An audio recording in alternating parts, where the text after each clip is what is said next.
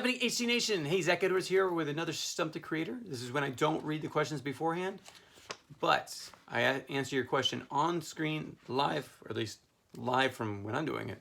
And I make it so that the these questions are answered. If I get stumped, you get a prize.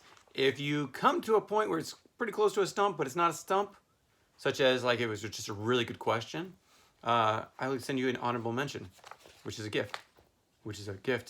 And a honorable mention. Prizes to everyone, right? Okay. This one, it looks interesting how it was printed for me. So again, I don't know what it's going to say, so we're going to try to put this together. Okay.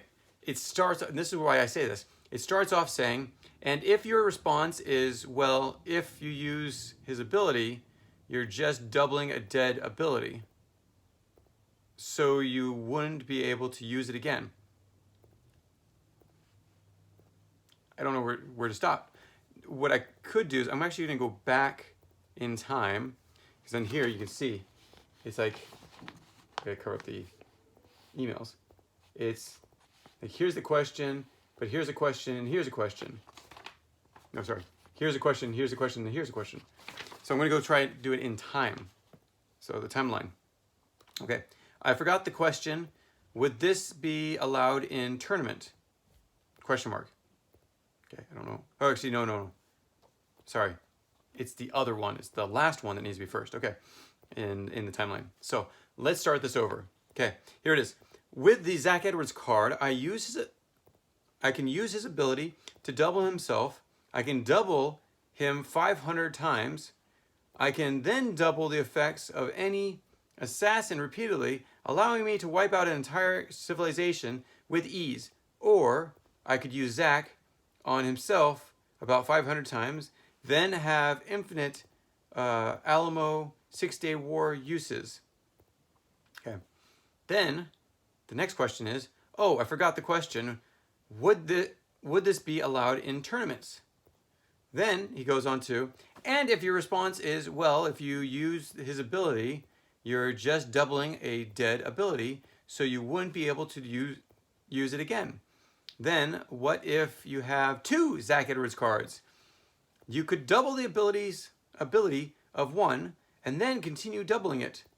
And if you have a counter to that, what if you have 3? Oh, Connor, you need to come to our tournaments. Really, you do. You would enjoy some of the conversations we have, and some of the answers would actually be placed in there. Also, check out our Facebook page. It's not just Historical Conquest. It's the Historical Conquest, like critique and rule cards and rules comment page.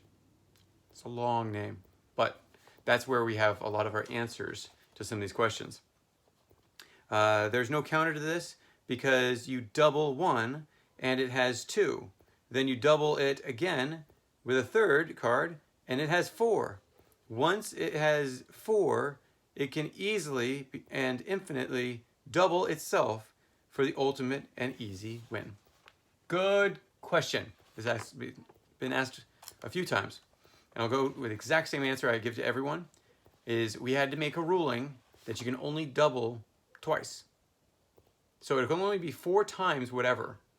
At that point, the abilities go away. That ability to double, you can't, there's no infinite double.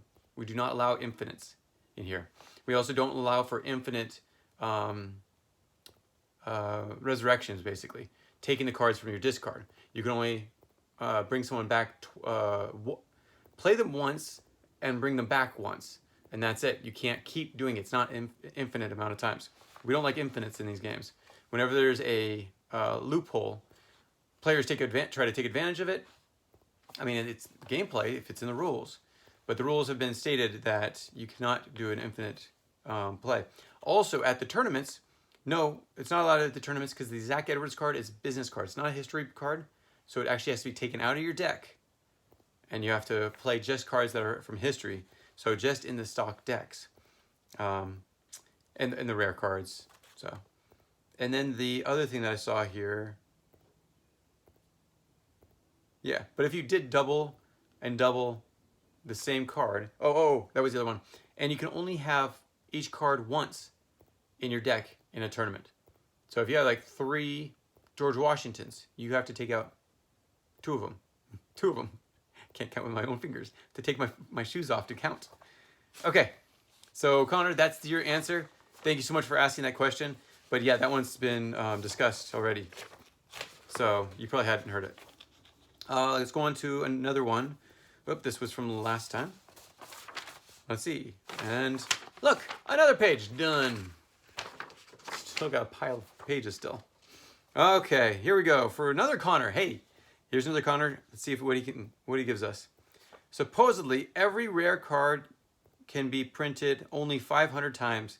Is this true? Yes. We only print these cards 500 times. We've run out of 1 card already. Geronimo is in the Tesla deck. Is he an infinite print? Yeah, I mean, as many times as we print the Tesla cards, he is an infinite print, yes. There are many cards in the boosters. Are they 500 print limits as well? Nope. Just the ones in the box that are made for the rare card program that come from the Create Your Own Card contest. All the rest that are in the boxes are as many times as we print them. So, yes, they are very common cards. All those cards are very common cards. The way to find random cards or less common cards or rarer cards are in the randomized deck. So we do actually have a randomized deck. My deck is actually under here. Let me see if I can grab it. I think I can get it. Nope. Yep. Maybe. Yes, I got it. That, whoops, is the random deck. This is the one that has all the rare cards in it. So you can search the ones that you really want that are not found in any of the other decks. So the cards in here are not found in the decks. Right now there are about 100 cards in this deck, 20 at a time. So you're only going to get 20 out of the 100. You are going to get some duplicates though, just to warn you. But you will be getting a lot of cards that you don't have in that. You also get Antarctica, funny enough. Yeah, we actually opened up Antarctica. Okay, question 2. So those are all question 1. Question 2. Can Geronimo be used in the preliminary rounds? What I call the safe rounds. So the first 2 rounds are world peace. So Geronimo is a leader. Geronimo. And for some reason, oh, there he is. And he is a leader of that's right. The Cherokee Nation. So I'm a Cherokee. That's my heritage. I've got 2 grandmothers that were Cherokee. Didn't need to know that, but hey, I thought I'd share that with you. But his abilities say interrupt. He sneaks into your opponent's hand and kills 1 character card before it is played. So that is a you're interacting with your opponent, which you cannot do for the first 2 rounds. Basically the way I tell everyone, you don't even know that they exist at this point. So there's no wars, there's no peace. So you could say it's peace in the world, or you can just say there's no understanding that there's another civilization out there for the first 2 rounds. It allows you to set up, get ready. So something like Geronimo would definitely be interrupting another person's peacetime or safe rounds. Plus, as you call it, safe round, that's not safe. Geronimo is not safe for the first 2 rounds. Question 3. Can you play James Armistead as an assassin? Oh, so it's on an assassin. Oh, sorry. Can you play James Armistead 1.0 on an assassin? Oh, great. It's 1.0. Okay, Armistead. I gotta go at my other encyclopedia. Okay, so my other encyclopedia, I have encyclopedias for every time we printed the game. I call this the second print. Just so you know, the first print was actually on sale for like a week. I think last week. So that was actually on sale, so you could actually buy the old cards from back in the year 2003. That's when I actually started this. So, but we're going to 1.0. And the 1.0 James Armistead being played on an assassin. I don't think so, because Armistead is someone that is supposed to interrupt a battle. So it says, when being attacked, okay, one of the distinctions is in the vocabulary of historical conquest, an attack is land to land. Play Armistead and win the first attack from one of your opponents. So as you can see from the wording that's there, first attack. So an assassin is usually just one attack. So it is actually talking about the attack as in a battle land to land. So, yep.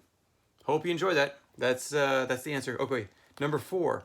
What happens if you use ENIAC and Zack Edwards both on the same assassin, or even a card that wipes an entire land's population? Can you destroy an opponent's civilization almost instantly? Okay, let's find it. ENIAC. ENIAC is actually right here. It says, double the effects of one card in your active area. So if you're trying to double the Zack Edwards card, especially the old one, that allows you to, take an opponent. I don't have my Zack Edwards 1.0. Where do I? I'm an inventor in this game. So, I'm not a scientist. Inventors in a different area.